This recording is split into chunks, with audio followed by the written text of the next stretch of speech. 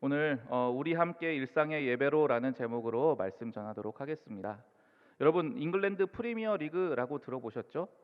이 잉글랜드 프리미어 리그는 세계 최정상급 축구 리그입니다. 그런데 이 리그에서 우리에게 가장 유명한 팀을 하나 꼽자면 박지성 선수가 뛰었던 맨체스터 유나이티드 팀은 아마 누구나 한 번쯤은 들어보셨을 줄 압니다. 줄여서 우리가 맨유라고 부르는데요. 이 맨유라는 팀은 오랜 그 리그의 역사 동안에 그 많은 팀들 중에서 가장 많이 우승했던 그런 최고의 강팀이라고 할 수 있습니다.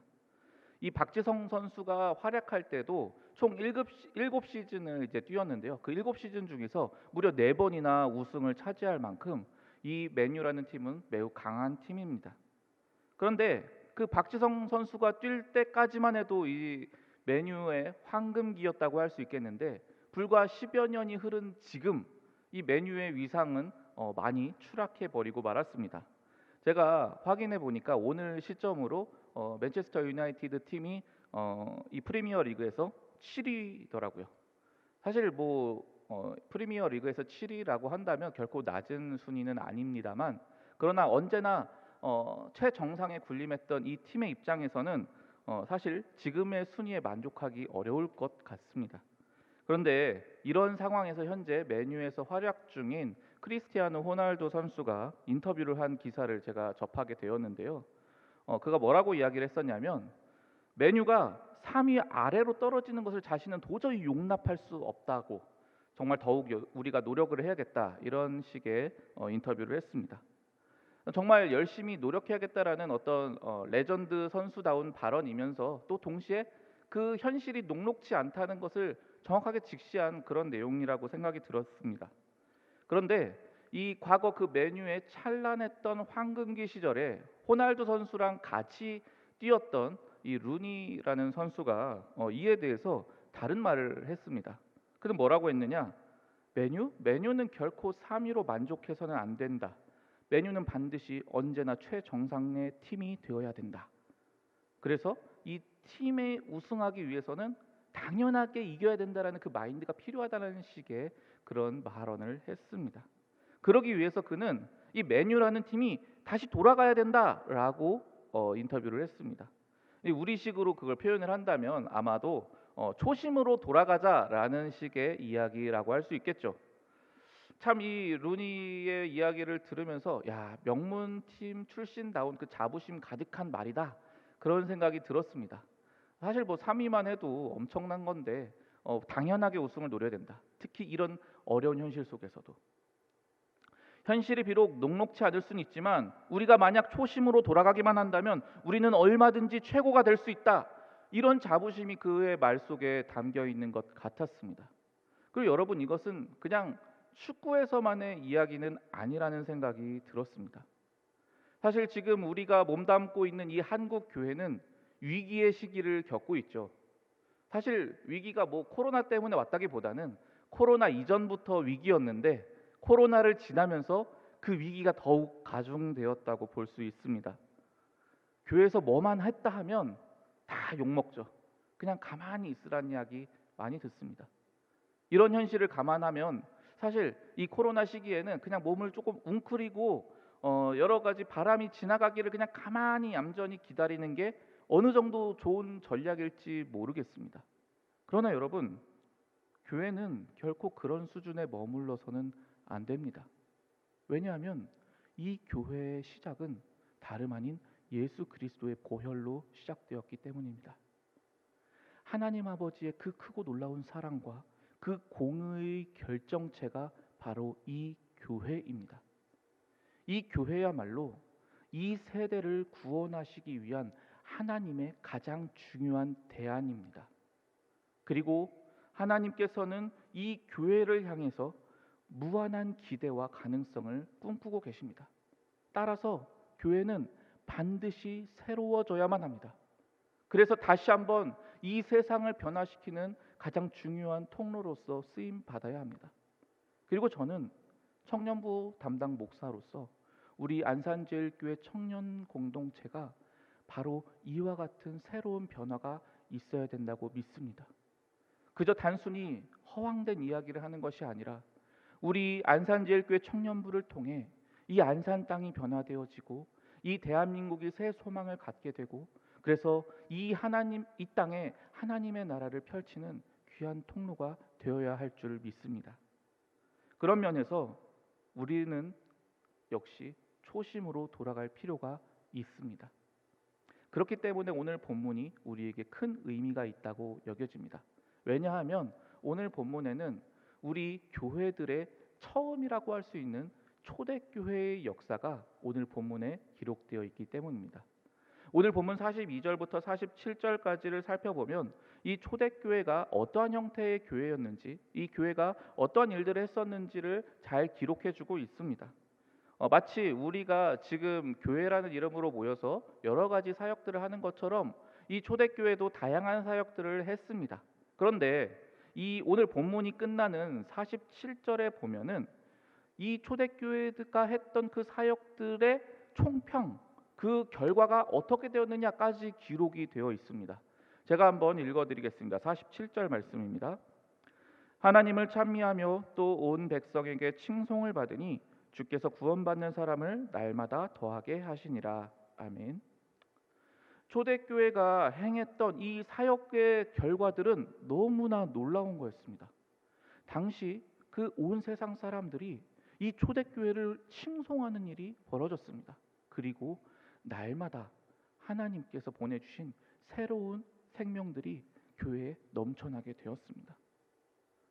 여러분, 제가 이 설교를 준비하면서 이 본문을 읽고 있자니 마음속 깊은 곳으로부터 야, 엄청 부럽다, 이런 생각이 들더라고요.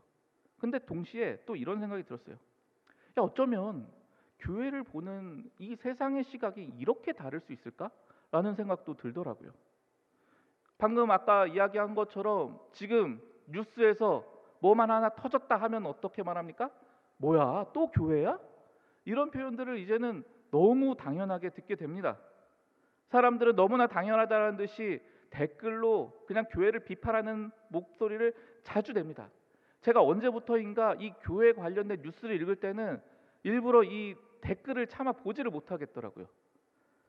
이제 그냥 교회라는 단체는 어떤 세상을 향한 좋은 대안이 아니라 그냥 문제아 집단처럼 여겨지고 있는 게 우리의 현실입니다. 당연하면 당연하다고 말할 수 있겠지만 이런 분위기이다 보니 여러 한국에 있는 교회들을 찾아가 보아도 새롭게 예수님을 믿게 되는 이 새 가족들을 눈을 씻고 찾아봐도 보기가 힘들게 되었습니다. 세상을 구원하고 복음을 전해야 되는 게 교회의 본래적 사명인데 그 기능을 완전히 상실해 버린 것이 지금 한국교회의 모습이라는 거죠. 여러분, 초대교회도 예수님을 믿었고 지금 우리도 예수님을 믿는데 어떻게 이렇게 엄청난 차이가 날 수 있었던 걸까요? 참 이해하기 어려운 이 커다란 차이를 두고 저는 본문의 이 교회와 현재 우리의 교회들을 한번 비교해 보았습니다. 그랬더니 두 가지의 특별한 점이 이 초대교회의 모습에서 나타나는 것을 발견할 수 있었습니다. 그 초대교회의 첫 번째 중요한 특징은 바로 공동체성의 강화였습니다. 여러분, 이 42절부터 47절까지의 내용들을 쭉 읽어보면요, 다양한 문장들이 나오는데요, 이 모든 문장들의 주체가 다 전부 주어가 복수형으로 기록되어 있습니다. 물론 44절에 보면은 믿는 사람이라고 하면서 문장이 시작되고는 있지만요, 우리나라 말로 볼 때 이게 믿는 사람이라는 단수형으로 보이지 헬라어로 보면 이건 복수형입니다. 다 복수형이에요. 45절, 46절에서는 재산과 소유를 팔고 사람들의 필요를 따라 나눠줬다. 누가요? 복수형으로. 그 복수의 주체가 그런 일을 했대요.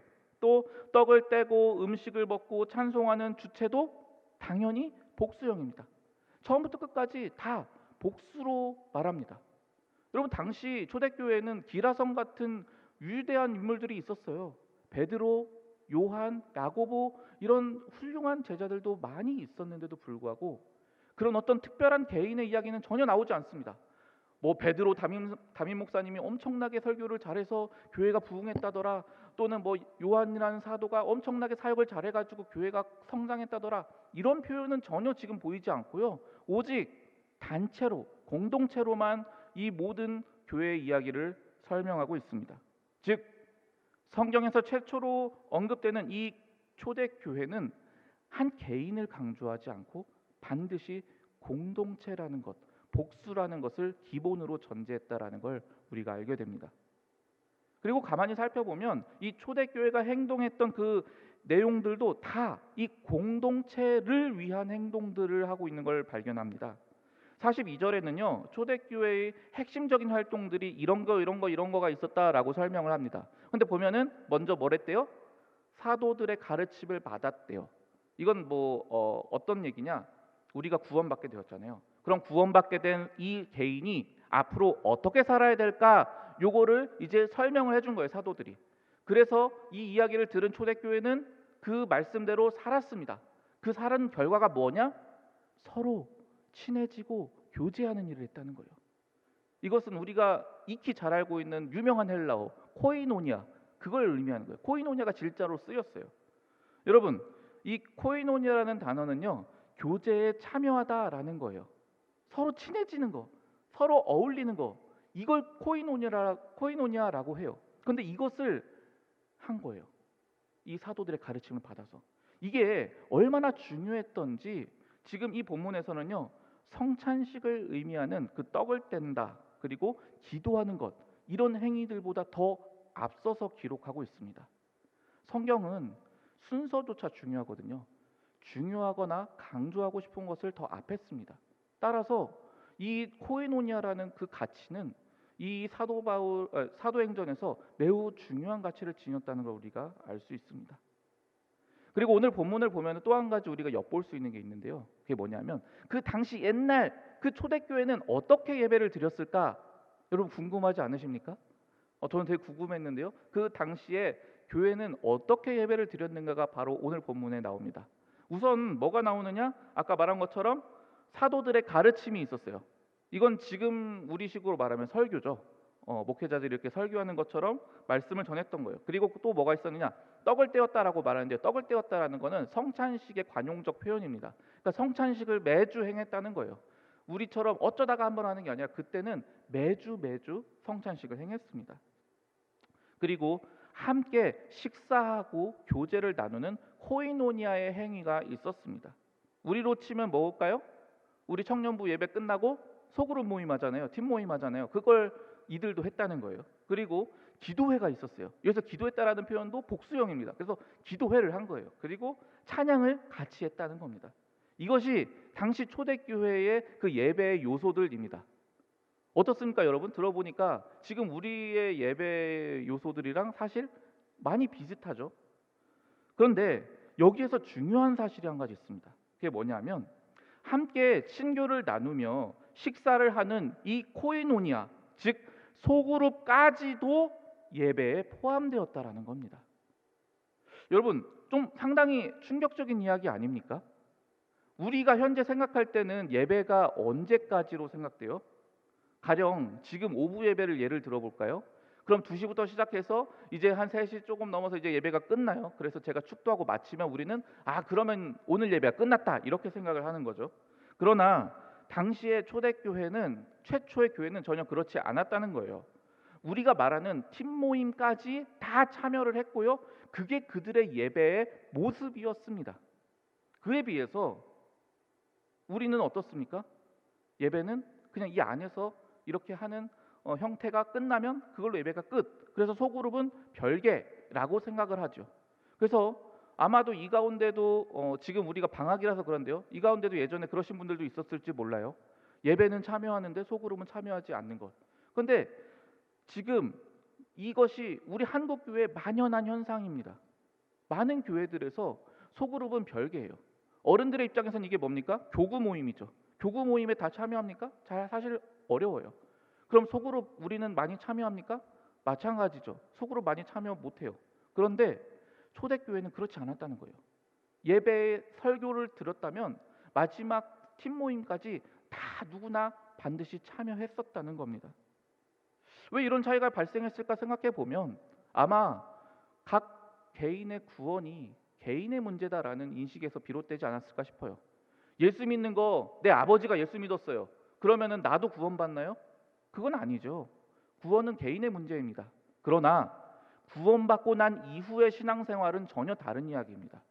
구원받고 난 이후의 신앙생활은 결코 혼자 개인으로서는 살아갈 수가 없는 것입니다. 여러분, 성경은 우리의 구원을 뭐라고 표현하느냐? 거듭남이라고 말합니다.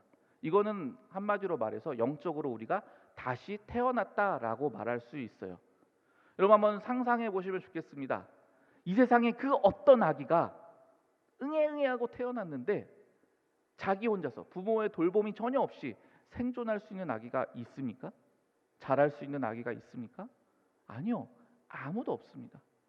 아기는 반드시 누군가의 돌봄과 희생과 섬김이 있어야 비로소 생존할 수 있고 또 성장할 수 있습니다. 그리고 그러면 아기에서 좀 더 자란 성인이 되면 그러면 우리는 혼자 살 수 있을까요? 절대 그럴 수가 없죠. 인간을 일컬어서 뭐라고 말합니까? 사회적 동물이라고 하잖아요. 우리는 개인이 자기의 힘만으로 자급자족하기가 너무나 어렵습니다. 반드시 타인의 도움과 협력이 필요합니다. 어쩌다가 정말 극소수의 사람들이 자급자족하는 경우들이 있기는 합니다만, 그러나 그들도 정서적으로 결코 건강하게 살아가기는 어렵습니다. 그리고 신앙생활도 이와 동일합니다. 여기에 있는 우리 모두, 저를 포함한 여기 있는 모든 분들 중에서 그 누구도 예수 그리스도를 내가 처음부터 태어날 때부터 알았던 사람은 아무도 없습니다. 다 누군가가 예수 그리스도라는 분을 알려주었기 때문에 우리는 비로소 알게 되었고 믿게 된 것이죠. 누군가가 복음을 전해 주었습니다. 누군가가 여러분을 위해서 눈물을 흘리며 기도를 했습니다. 누군가가 여러분을 양육시켰습니다. 누군가가 여러분들이 참여하는 그 수련회를 위해서 땀방울을 흘리면서 일을 했습니다. 누군가가 여러분들의 은혜 받는 그 찬양의 시간을 위해서 드럼 연습을 하고 기타를 치고 노래를 부르는 연습을 했습니다. 그런 연습들이 모여서 누군가가 하나님의 놀라운 은혜를 받게 된 것입니다.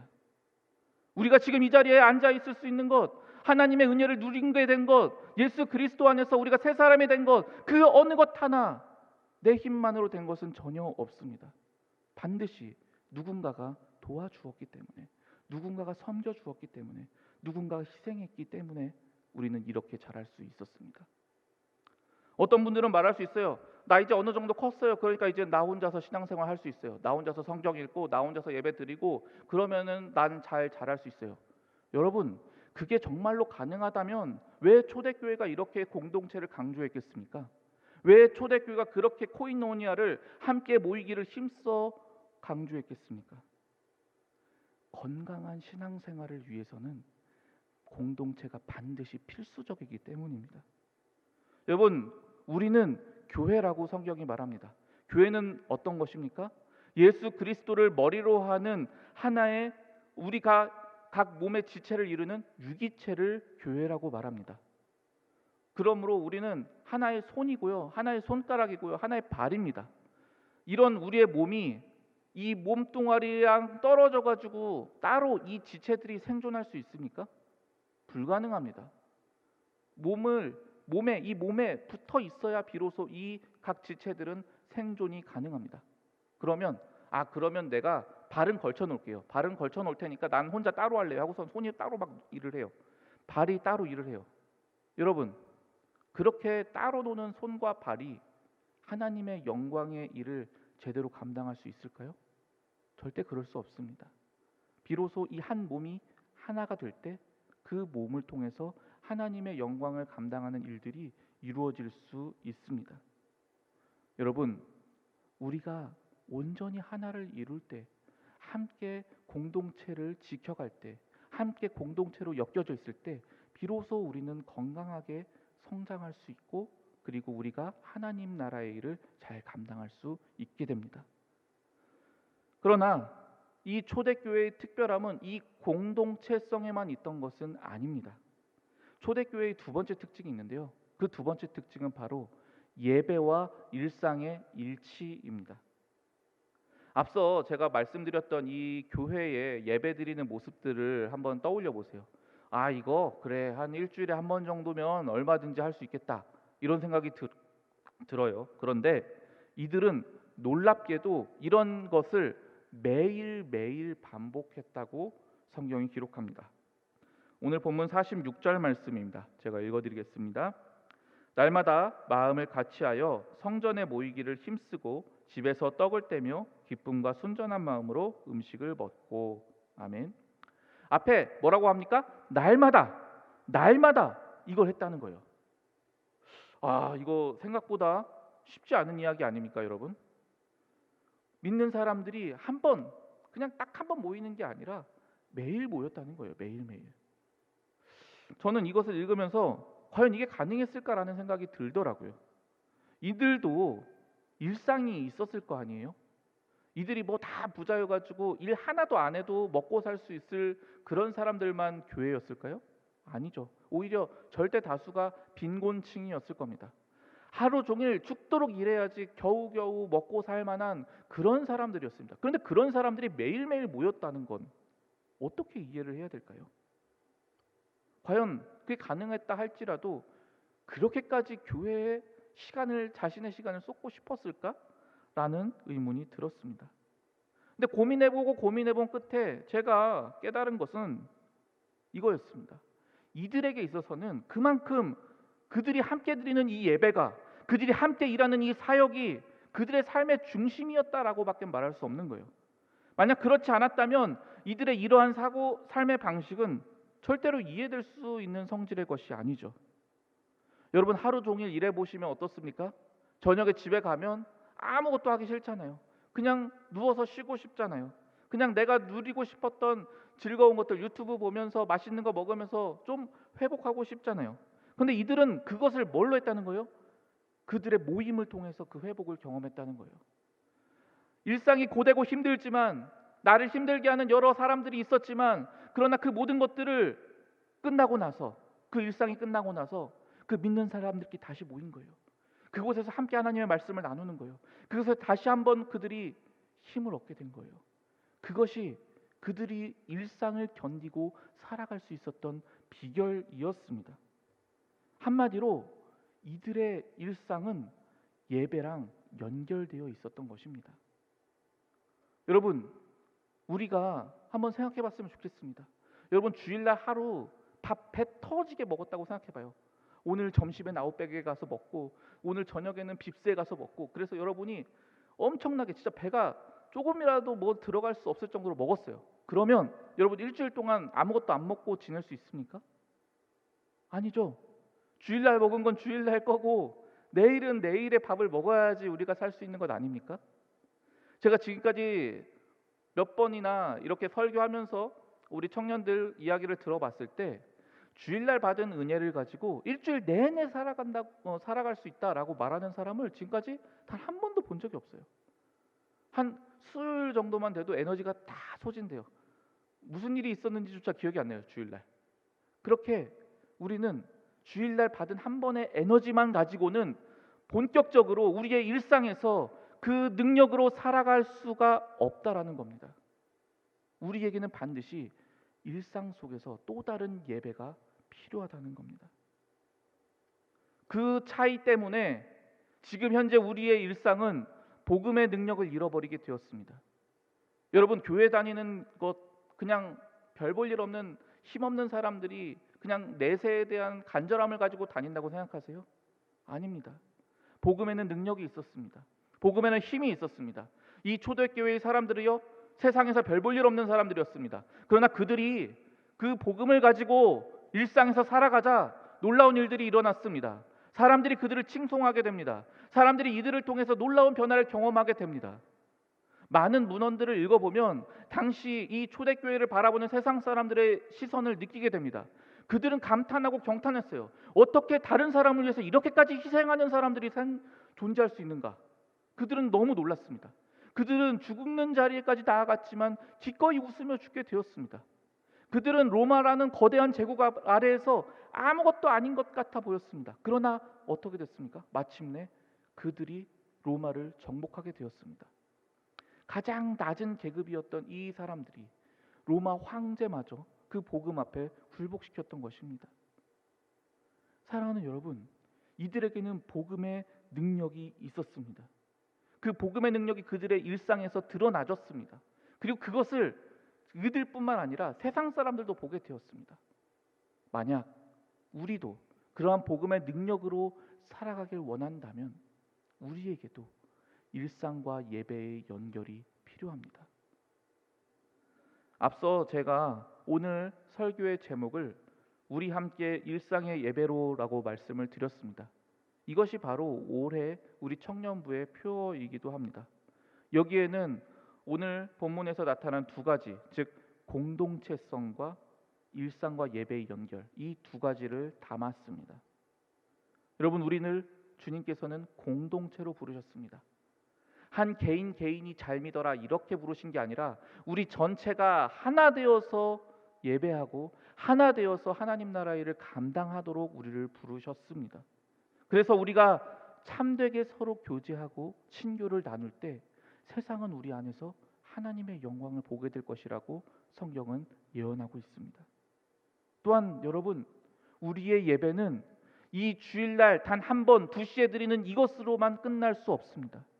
우리가 일상에서 복음의 능력으로 살기 위해서는 우리의 예배가 반드시 일상 속에서도 이루어져야 합니다. 그럴 때 우리는 그 참된 복음의 능력으로 세상을 이기며 살아가게 됩니다. 이를 위해서 우리가 마지막으로 한 가지 새겨야 할 단어를 소개하고 예배를 마치고자 합니다. 헬라어로 프로스카르테르테스라는 단어입니다. 너무 길죠?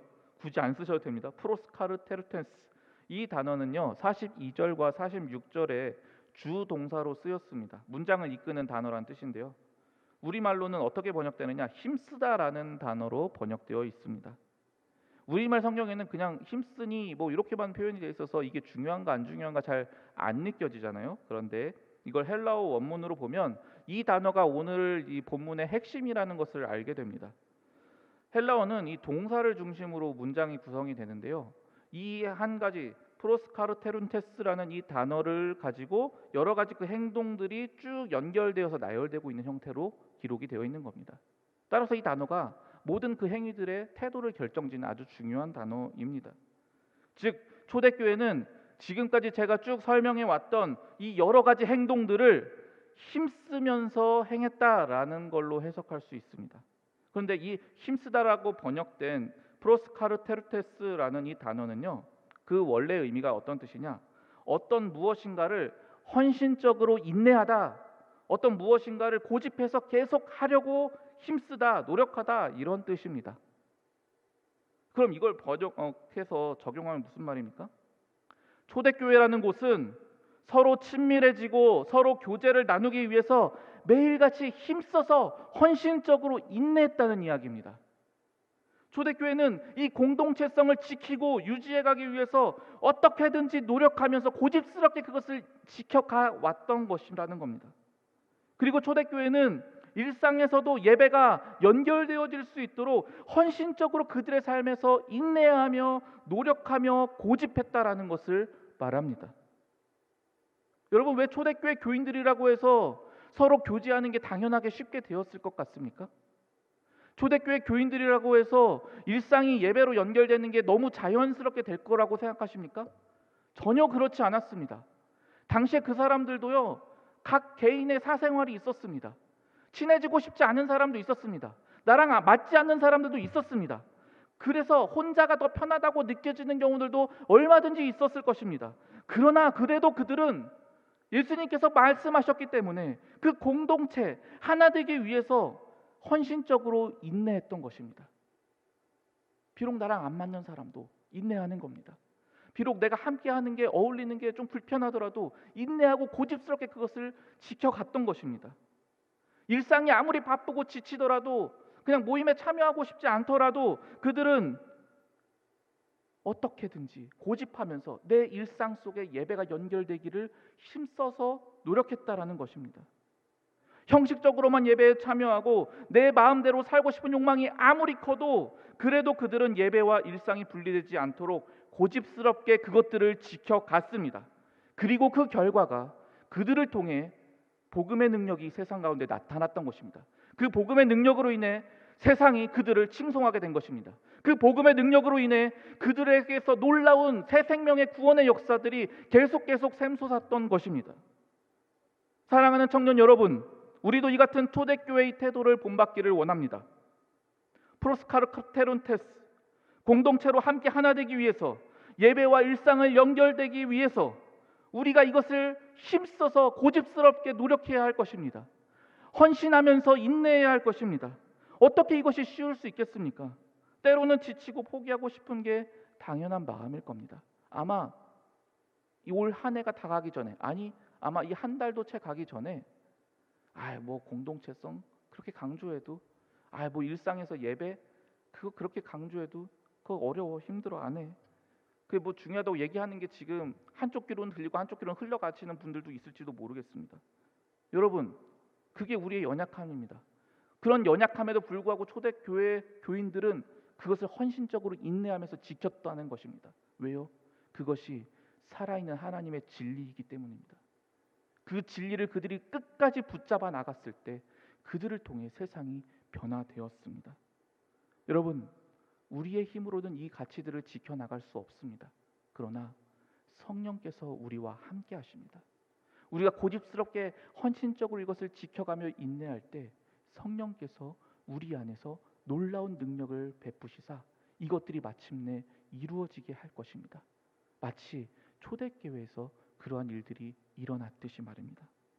바라기는 우리 안산제일교회 청년부가 다시 한번 초대교회를 본받아서 초심으로 돌아가서 우리의 공동체성을 다시 회복하고, 그리고 우리 안에 예배가 곧 일상이 되는 놀라운 변화가 일어나는 올 한 해가 될 수 있기를 간절히 소망합니다.